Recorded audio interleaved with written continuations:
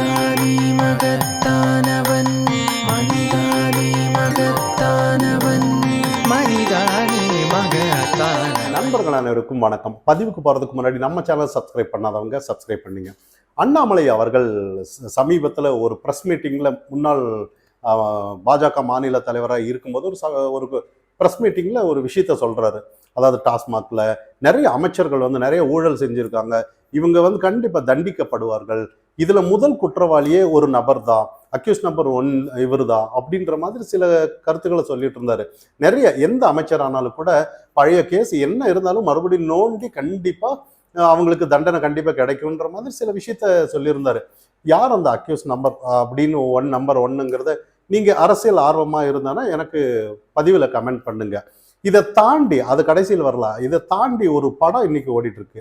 யார் அந்த ஆகாஷ் அப்படிங்கிற மாதிரி, யார் அந்த ஆகாஷ் பாஸ்கரன் அப்படின்னு எந்த டிவியில் எடுத்தாலும் இதுதான் இன்னைக்கு பரபரப்பாக போயிட்டு இருக்கு. உண்மையிலேயே இந்த மாதிரி இதை படமாக எடுத்து, இந்த கதையை படமாக எடுத்து தயாரிப்பாளர்கள் இதை விட்டாலும் கூட நல்ல உண்மையிலேயே நல்லா 100 நாளைக்கு மேலே நல்லா ஓடுன்ற மாதிரி தான் அந்த அளவுக்கு சுவாரஸ்யமாக சொல்லிட்டு இருக்காங்க. இன்னைக்கு நான் நியூஸ்லலாம் பார்க்கும்போது யார் அந்த ஆகாஷ் அப்படின்னு சொல்லி, அதாவது ஒரு தனிநபர், ஒரு ஒரு ஒரு அதாவது தனிநபர்னா அவங்க அப்பா வசதி சேலத்தில் இருக்கிறாரு, இன்னும் பெரிய நகைக்கடை ஓனர். அவர் வந்து ஒரு கொஞ்ச நாளைக்கு முன்னாடி சென்னைக்கு உதவி இயக்குனராக போகிறாரு. அந்த இடத்துல ஒரு வீடு எடுத்து தங்குறாரு. திடீர்னு பார்த்தோன்னா திடீர்னு ஒரு எலெக்ஷன் 2021 எலெக்ஷன் நடக்குது. அப்போ அந்த இடத்துல வந்து திடீர்னு ஒரு வருமானத்துறை வந்து திடீர்னு சோதனை இடும்போது அவர் வீட்டில் 5 கோடி ரூபாய் கிடைக்குது. திடீர்னு அதுக்கப்புறம் என்ன ஏதுன்னு அது ஸ்டாப் ஆயிடுது. அதுக்கப்புறம் பார்த்தோன்னா திடீர்னு பார்த்தோன்னா ஒரு பெரிய ஒரு தயாரிப்பாளராக மாறுறாரு அப்படின்னு சொல்லி, அதாவது டான் பிக்சர் அப்படின்னு சொல்லி தயாரிப்பாளராக மாறுறாரு. அதுக்கப்புறம் என்ன பண்றாருன்னா திடீர்னு பார்த்தோம்னா ஒரு 4 பெரிய படமா அவர் தயாரிக்கிறாரு, இயக்குனராக கூட மாறிட்டாரு அப்படின்ற மாதிரி. இப்போ அந்த இடத்துலதான் சில பட சுவாரஸ்யமா வருதுன்ற மாதிரி.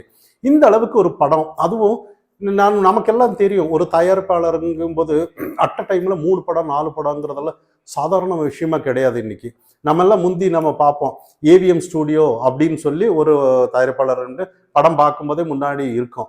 இது இல்லாம சூப்பர் குட் ஃபிலிம் அப்படின்னு ஆர்பி சௌத்ரி அப்படின்னு. அப்போ அவங்கெல்லாம் கூட ஒரு அனுபவம் வாய்ந்தவங்க எல்லாம் கூட அட் அ டைம்ல ஒரு படம் எடுக்கிறதுக்கே முக்குறாங்க. அப்படியே ஒரு அந்த அளவுக்கு அனுபவம் வாய்ந்தவங்க வந்து 4 படத்தை எப்படி எடுக்க முடியுன்ற மாதிரி. அதுவும் முன்னணி தனுஷ், பெரிய பெரிய சிம்பு, நிறைய அகர்வால், இந்த மாதிரி ஆக்டர் எல்லாம் வச்சு அவங்க எப்படி எடுக்க முடியும் அப்படின்ற மாதிரி. அதுவும் ஒரு படத்துக்கு வந்து சாதாரண இப்ப எக்ஸாம்பிள் அவர் எடுக்கிற பராசக்திங்கிற படம் 200 கோடி பட்ஜெட்னு சொல்றாங்க. அதே மாதிரி தனுஷோடது இட்லி கடை அப்படின்னு சொல்றாங்க, அதுக்கு வந்து 1000 கோடிக்கு மேல அப்படின்னு சொல்றாங்க. சிலம்பரசன் அவரோட 49வது படம் அவர் தான் எடுக்க போறாராமா. அப்ப அது படம் பேரெல்லாம் இன்னும் வரல, அது 150 கோடி என்னமோ வருதாம்மா. அப்ப இந்த அளவுக்கு ஒரு படம் தயாரிக்கிறாருன்னா உண்மையிலேயே தயாரிக்க கூடாது. அதுவும் ஒரு திடீர்னு 6 மாசத்துக்கு முன்னாடி கல்யாணம் பண்றாரு, 6 மாசத்துலயே இந்த அளவுக்கு ஒரு தொழிலதிபர், அதாவது ஒரு பட தயாரிப்பாளரா, அதாவது ஒரு இயக்குனரா இந்த அளவுக்கு வர்றது வந்து உண்மை இந்த சுவாரஸ்யமா இருக்கு இல்லையா இந்த படம் எல்லாம். இது ஒரு ஸ்டோரி எடுத்தோன்னா எப்படி இருக்குன்ற மாதிரி தான். அப்போ நம்ம நினைக்கலாம் இந்த இடத்துல ஒரு திரள் வருது, ஓ இவங்க பெரிய இடத்துல வந்து மாப்பிள்ளை ஆயிருக்கிறாரு, அதாவது மூகா முத்து, அதாவது நம்ம கலைஞர் ஐயாவோட பையன் மூக்க முத்துவோட பேத்தி தான் கட்டிக்கிட்டாரு, அதனால வசதி இருக்குதுண்ணே, கண்டிப்பா பண்ணலாம் தானே அப்படிங்கிற ஒரு கேள்வி இருக்கும் இந்த இடத்துல. அப்படி இருந்தா ஏன் இடி வந்து அவங்க வந்து அமலாக்கத்துறை ஏன் ரைட் பண்ணும் அப்படிங்கிற நிறைய கேள்வி இருந்தாலும் அட் அ டைம்ல வந்து ஒரு 500 கோடி இல்ல 3 படம் 4 படம் எடுக்கிற அளவுக்கு இவங்களுக்கு அந்த அளவுக்கு எப்படி வருமானம் இருக்கு?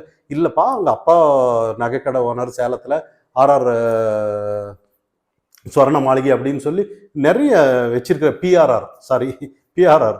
அப்போ நிறைய வேலன் மோட்டார்ஸ் அப்படின்னு சொல்லி நிறைய தொழில் வந்து அவங்க கிட்ட இருக்கு, இவங்க பண்றதுக்கு என்ன பண்ண முடியாம என்ன அப்படின்ற மாதிரி.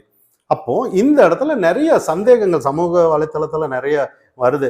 நிறைய இது வந்து நிறைய வேற பணம், அதாவது வேற பணம் என்னன்னா டாஸ்மாக்ல இருந்து வர்ற பணம் வந்து இவங்க பினாமியா, அதாவது இவங்கள பினாமியா இவர் யூஸ் பண்ணியிருப்பாங்களோ அப்படிங்கிற ஒரு சந்தேகம் தான் எல்லாம் மக்கள் மத்தியில பேசப்பட்டுட்டு இருக்காங்க. ஆனா இருந்தாலும் கடைசியில அமலாக்கத்துறை வந்து யாரு சோதனைக்கு அப்புறம் தான் யாரு என்ன ஏதுங்கிறது கண்டிப்பா கண்டுபிடிப்பாங்கன்னு நம்ம பார்க்கப்படணும். இருந்தாலும் இன்னைக்கு வந்து இந்த அளவுக்கு ஒரு சாதாரண ஒரு விஷயம் அப்படியே அந்த படம் தயாரித்தாலும் கூட அதை வந்து ரெட் ஜெயிண்ட் மூவி தான் வாங்கும். அது யார் பார்த்தோம்னா நம்ம முதல்வர் குடும்பத்துல தான் அந்த இது இருக்கு. இப்போ இன்னைக்கு காலகட்டத்தில் நிறைய வந்து இன்னைக்கு இதெல்லாம் உண்மையிலேயே நிறைய ஒரு விஷயம் எப்படின்னா, நாங்கள் நினைச்சாதான் இண்டஸ்ட்ரி. இப்போ நிறைய இன்னைக்கு தமிழ் படம் நடிக்கிறவங்க வந்து உண்மையிலேயே யாரானாலும் சரி, ஹீரோவா இருந்தான்னா அவர் படம் எடுக்கிறாருன்னா இவங்க அனுமதி இல்லாமல் இல்லைன்ற மாதிரி. அப்படியே எடுத்தாலும் கூட இவங்க அனுமதிச்சா மட்டும்தான் இவங்க அதை வெளியிட முடியுங்கிற ஒரு காலகட்டாயம் இருக்கு. அதே அந்த ஹீரோ ஆனாலும் சரி யாரானாலும் சரி, இவங்க டிஎம்கே என்ன இருக்கோ, இவங்க ஆட்சி என்னென்ன இருக்கோ அதுக்கு ஒத்துதுற மாதிரி, அதாவது அவங்களுக்கு சப்போர்ட் பண்ற மாதிரி கருத்துக்கள் சொல்லணும். எல்லாமே அவங்க ஃபுல் ஆதரவா டோட்டலா மாறணும்.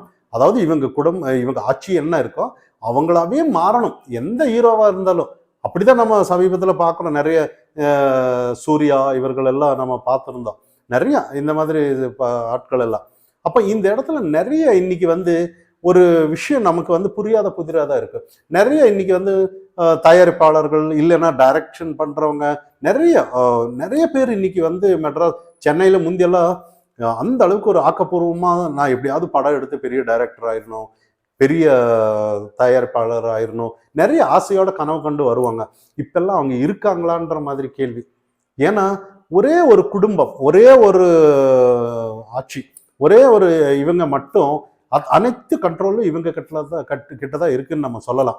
ஒவ்வொரு விஷயம் ஆனாலும் சரி, இன்னைக்கு தமிழகத்துல ஒவ்வொரு விஷயம், அதாவது எல்லா இண்டஸ்ட்ரி, அதாவது ஒரு இந்த மாதிரி சினிமா இண்டஸ்ட்ரி ஆனாலும் சரி, கல்வித்துறை ஆனாலும் சரி, நிறைய நமக்கு பார்க்குறோம். ஒரு காலேஜஸ் ஆனாலும் சரி, எல்லாமே இவங்களை மீறி எதுவுமே நடக்காதுன்ற மாதிரி தான் நடக்குது. ஆனா இது எல்லாத்துக்கும் ஒரு மாற்றம் என்னைக்கு வரும்ன்ற மாதிரி கேள்வி இங்க இருக்கு. நிறைய இங்க வந்து இங்கதான் நம்ம அண்ணாமலை அவர்கள் எல்லாம் நம்ம ஞாபகம் வருது. ஏன்னா அவர் அன்னைக்கே சொன்னாரு. ஏன்னா நிறைய அடிப்படை மக்களோட விஷயத்த வந்து, அதாவது சுதந்திரம். இப்ப ஒருத்தர் ஹீரோ வரணும், அவர் திறமையை வளர்த்தாலும் கூட இன்னைக்கு அவர் சினிமா நடிக்க முடியாதுங்கிற ஒரு கட்டம் இருக்கு இன்னைக்கு. காரணம் என்னன்னா கண்ட்ரோல் எல்லாம் இவங்க கிட்ட இருக்குன்னு. அப்போ ஒவ்வொருத்தரோட எத்தனை பேர் ஆசையை, அவங்களோட கனவு எல்லாமே ஒரு குடும்ப சிதைக்குதுங்கிறத இந்த இடத்துல நம்ம பார்க்கணும். அப்போ இந்த ஜனநாயக நாட்டுல வந்து யாருக்குமே அதிகாரம் எதுவுமே இல்லையான்ற மாதிரி இருக்கு இன்னைக்கு. அப்போ இந்த இடத்துலதான் இன்னைக்கு இந்த மாதிரி ஒரு சூழ்நிலை நிறைய வரும்போது வந்து மக்கள் இதை நீங்க தான் முடிவு பண்ணணும். எல்லாம் இன்னைக்கு நாளைக்கு என்ன ஏது, இதனால மக்கள் பாதிப்படைகிறாங்களா இல்லையா, ஏன் இந்த மாதிரி நடக்குது, எதனால இப்படி அதிகாரத்தோட இவங்க எல்லாம் இருக்காங்க அப்படிங்கிறதெல்லாம் நிறைய புரியாத புதிராவே இருக்கும். இங்கதான் அண்ணாமலை அவர்கள் வந்து ஏதோ ஒண்ணு பண்ணுவாருங்கிற ஒரு மாற்றம் கண்டிப்பா வரும். ஏன்னா இவரு தான் அன்னையில இருந்து இன்னைக்கு வரைக்கும் ஒரு புள்ளி விவரத்தோட நிறைய சொல்லிட்டு இருப்பாரு. இன்னைக்கு தமிழகத்துல வந்து உண்மையிலேயே இத்தனை விஷயத்துக்கும் இவர் தான் முதல் காரணமே இவர் தான் பார்க்கலாம். ஒவ்வொரு நாளும் டைரக்டா ஒரு ஆட்சியை எதிர்த்து பேசுறதுக்கு இவரை விட்டா யாரும் இல்லைன்ற மாதிரி தான். ஆனா இவர் ஏன் ஆதரிக்கிறாங்கன்னு இப்பதான் நம்ம புரிஞ்சுக்க வேண்டிய விஷயம் இருக்கு. இதை தாண்டி இன்னும் எலெக்ஷன் வரும்போது இன்னும் நிறைய இவர் வந்து மக்களிடையே நிறைய கொண்டு போய் சேர்ப்பாருன்னு நமக்கு ஒரு நம்பிக்கை இருக்கு. இதெல்லாம் தாண்டி இன்னைக்கு வந்து அமலாக்கத்துறை சோதனை அங்கங்க நடத்துறாங்க, இடி ரைடு பண்றாங்க, எங்க கொண்டு போய் முடியும். ஏன்னா அன்னிலிருந்து இன்னைக்கு வரைக்கும் இதே ரைடுன்றாங்க, கைது பண்ற மாதிரி இல்லை, என்ன பண்றாங்கன்னு ஒன்னும் கேள்விக்குறியா இருக்கு. இது எங்க போய் முடியுங்கிறத பொறுத்து இருந்ததை பார்க்கணும். மனிதானி மகத்தானவன், மனிதானி மகத்தானவன், மனிதானி மகத்தானவன்.